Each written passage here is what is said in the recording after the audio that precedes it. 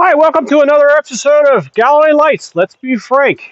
I had a YouTube subscriber, I won't mention any names, that commented that I don't use foundationless frames. Well, let's get into it. I'm always for an experiment. Just remember, they may work differently for you if there is no flow and you're feeding the bees or if there's a drought. But right now we're in the middle of flow. Let's see what happens. So I looked around and found myself another bottle of gas. So now I can light my smoker. Yesterday was brutal. No smoker meant lots of sticky, itchy arms. And all them bee stings. I like to light mine from the bottom. Everybody knows that. Not everybody. Well, whoever's watched the past videos. And as long as they keep it going, they keep smoking. If it doesn't, you light it again. There you go. Alright, so this should keep them calm. Now this is I guess they call it a nuke because of the size of it. There's a small group of bees that I put in here because I stole the original hive that wasn't doing so good. They didn't have a queen. I stole them and moved them away. And there's some stragglers that came out here and were just hanging on an empty box. I felt bad for them, so I gave them some frames of brood and some food, and they actually got a queen going. So now they're a colony. So what I'm going to do is I'm going to take some of my wax. It's kind of stuck in here. I'm going to heat it up. Got myself a pair of pliers just so I can hold this. And I'm going to show you what I'm doing. I'm going to heat up this thing and so I can get some wax going here. So these are my foundationless frames. I got some old wax here. I'm going to try and transplant some of that on some of these frames. Get them going here. If you use a double boiler with some water, keep the flame off the wax directly, you won't have all this smoke, you won't have all the burning. If for some reason you get the flame up here to the top, some of those gases can actually catch on fire. So if that happens, you blow it out, whatever, put the flame out. So just beware that this method is not the best way, but it is the way I do it in the field. So I don't have water in a boiler. So what I'm doing is I'm taking some of my burr comb and just heating it up. Getting it warm enough that it'll melt down on the bottom here. And then we can use it. Got an old brush. They call this a chip brush. It's a very inexpensive brush you get from the store. They usually throw these away. I reuse them. They're just melting this up. Get it nice and hot. Probably changes the wax to make it burnt, but that's what it does. Now we got some of this wax nice and juicy. We're going to take some of this comb. This is a waxed foundation, and so it's got little pieces of wire in here between. It separates little pieces. Just pull some of this out of here. We'll have some chunks. Some of it's drawn out a little bit. I got some fishing lines in there, so it's all a tangled mess. Just get these pieces out of here. Alright, so now what we're going to do is I'm taking a transplant a couple of these to the top of this frame. So instead of that, we're going to just kind of stick it in here any old shape we want. Let's go this direction since it's more square on the bottom. Squeeze it a little bit together, shove it in the frame, in that little crack. Get some more juicy stuff. Put that right on there, coat it up, position it right in the center here. Burn our fingers a little bit, it's all part of the process. This one we're going to try just dabbing it in there. Let's see how this works. I'm going to take a little piece, just shove it in there. Let's reinforce it just a hair. There we go, there's a starter strip. Let's try another one. Here's a nice big place. We'll put it right in the middle. We're going to squeeze up the little ends here. Who cares about, the angle, the direction, orientation? It's going to be a mess. Get over it. If you're one of these people that have to have everything just so, go ahead, measure it out. But for this, we're just going to wing it.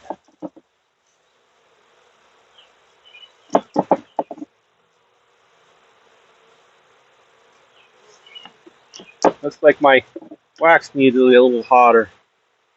It's not dripping. All right, let's heat her up. The bees get in the flame, they will die. Burn the wings off, they'll be useless.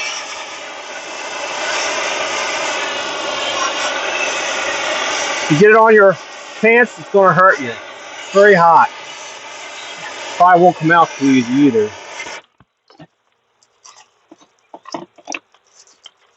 All right, so now we got some juicy, runny stuff. Run a thick bead up there. All right, we'll call that a foundation.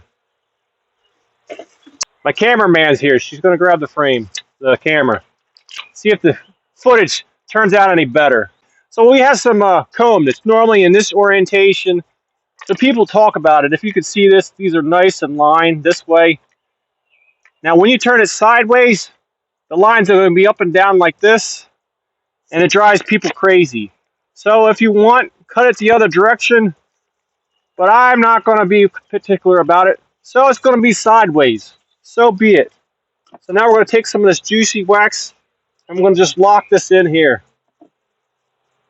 It should cool out pretty quickly, so it doesn't run anymore. Once it locks in, you can turn it over. Once that wax starts to cool off, it gets a little harder, and it can be handled. Now, when it's still a bit of a light yellow color, it's still kind of soft and pliable, kind of like when it's out in the hot sun.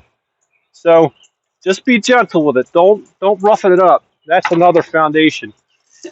Here's another method. This is just a sliver of wood glued in there. Just because we want to try and give them the best possible chance of making foundations out of this, we're going to just wax this up. That way there's no argument that the bees are anti-wood. I don't know. They're anti-plastic, so maybe anti-wood is a thing. Well, if they are, we're going to counteract that with some of this juicy wax. Now, if you notice, this wax has got all kinds of gross color to it. That's because this has not been filtered. It has got the raw comb, so it's got all the casings. Might be better. All right, so I got one more idea I want to try with this foundationless framing. Something that I just came up with, and I really wanted to try it out. But before we start that, we got to get this heated up.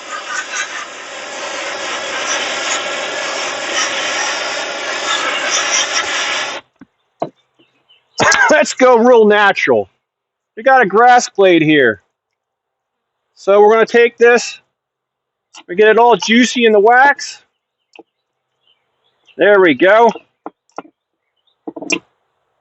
I'm going to stick that right in here, right in the frame. We're going to go non-conventional, yes. Has this ever been done before? I have no idea. But we're going to try it here on Galloway Lights. Let's be frank. Look at that. Will the bees use this as their foundation? We're going to find out. Now you may say that that is too fluffy. So we're going to take a grass blade.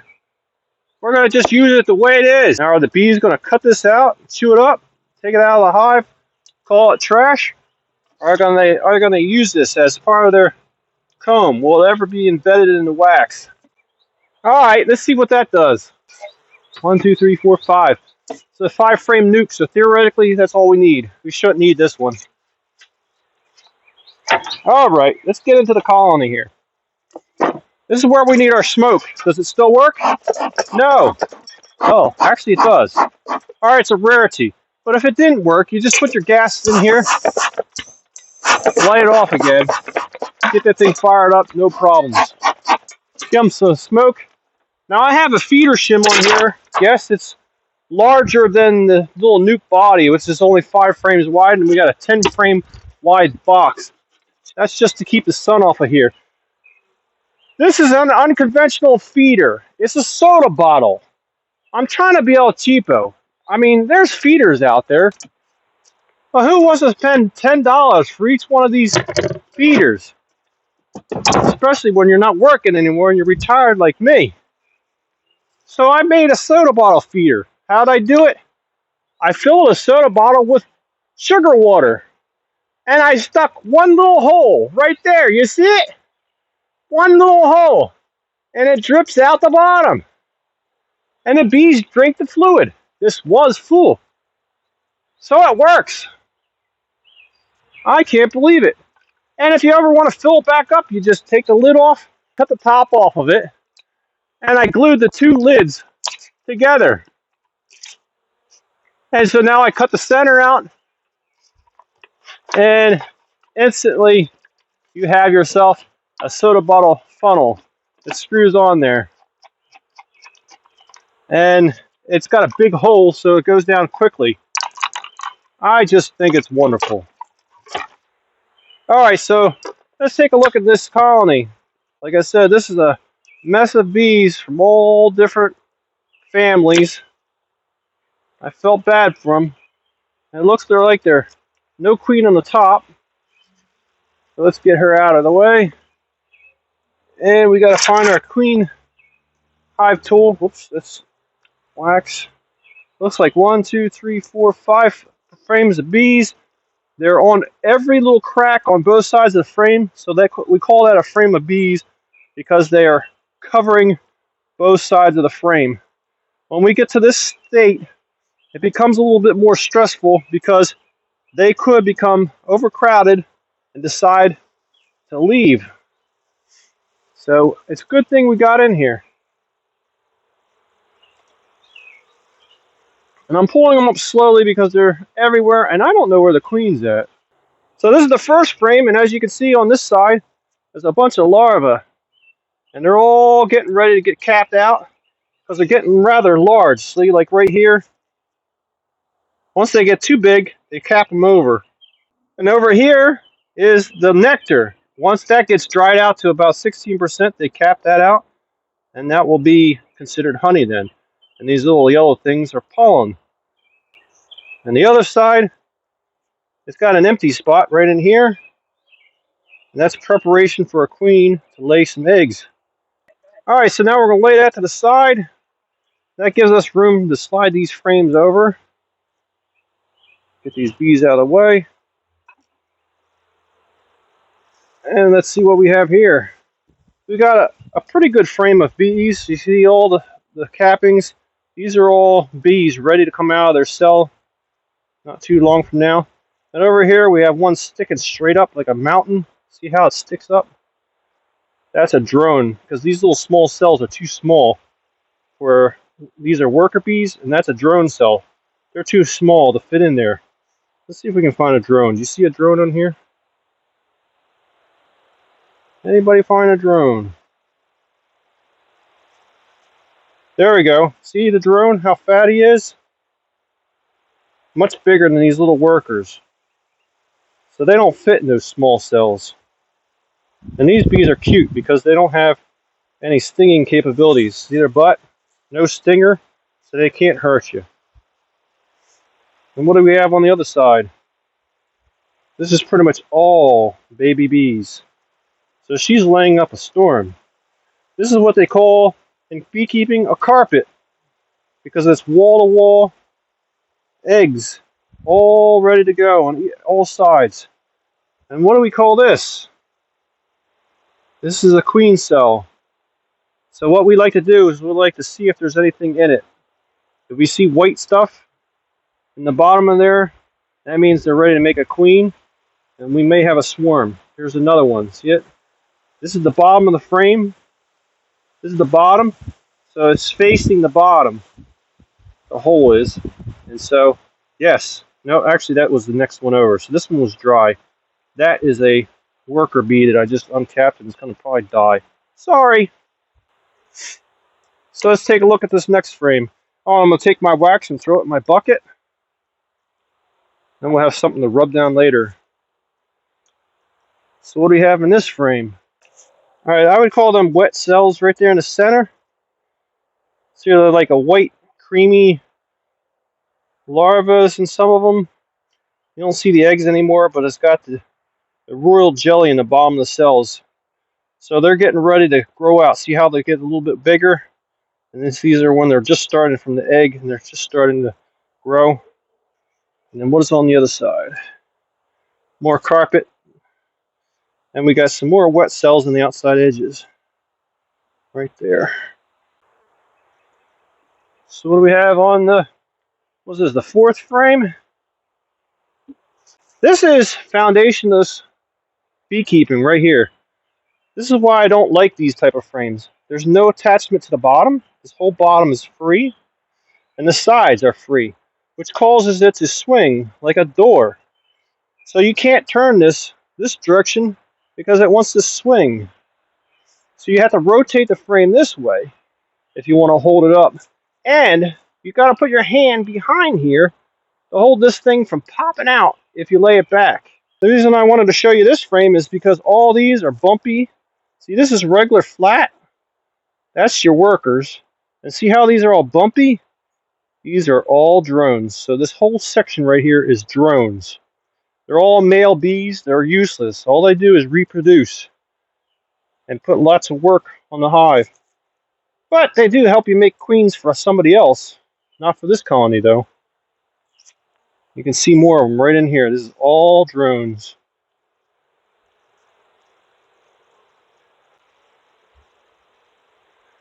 So the fifth and final frame. Let's see what we got on here. One of these has got to have a queen on here, right? Well, we got a bunch of workers. And see how this is darker? That means they're a little older. They're probably ready to hatch. Don't quote me, but that's my opinion.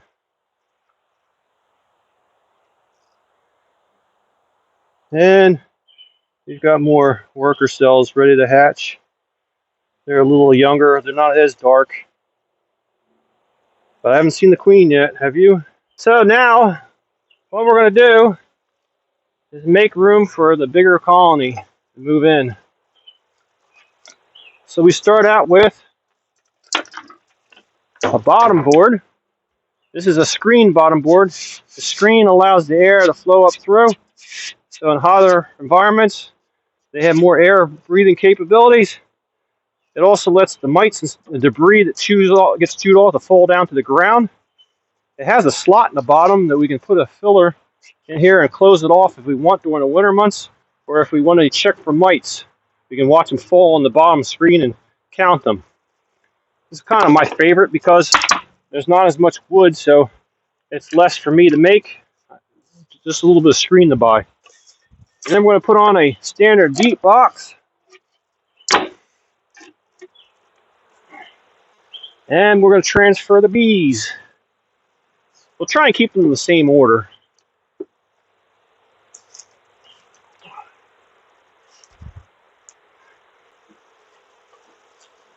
We'll try and start them out here in the middle.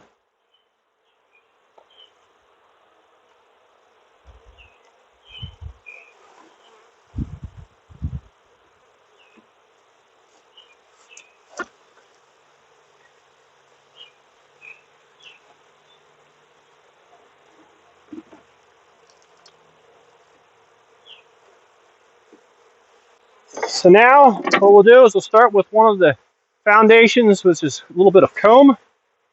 We'll put this off to this one side here.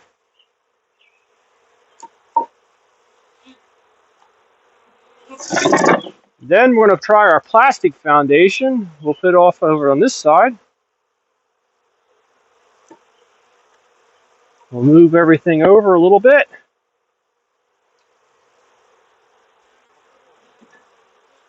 Then we're going to put in our favored pieces of grass. We'll put that in the center because that's the most possible success. Because we want to prove a point. Then we'll put on our wood foundation. 1, 2, 3, 4, 5, 6, 7, 8, 9. We need one more frame. So we'll use again our wax foundation starter strip. And that should complete the hive. Now we'll just pull all the sides in a little bit, make sure everything's nice and tight so there's no extra gaps between all these frames. And that way they draw them out nicely. Now we got a couple bees hanging on the top. They get excommunicated. We get that out of here so they don't go back. And now we're going to start with an inner cover. The idea with the inner cover is it can be twisted easily and broken free if they ever glue it down. Because if you have this other type of cover on the top, these sides prevent you from twisting it and breaking it free. So that's why I like this preferred. Now, I'm under the theory, like most, that this little venting, we don't use that. Because normally you would have this down and the bees could be going in and out. I'm doing a non-vented hive, so the vent is on the top side, and because there's a hole here, I get some of my publicity signs, and I cover that up. Now it's a ventless cover, inner cover. Now, because there is this little hole here, if for some reason some bees get trapped up here when I put my lid on, they have what they call a bee escape. So, it's bee friendly. And that's it. Thanks for watching. Let's be frank. Galway Lights.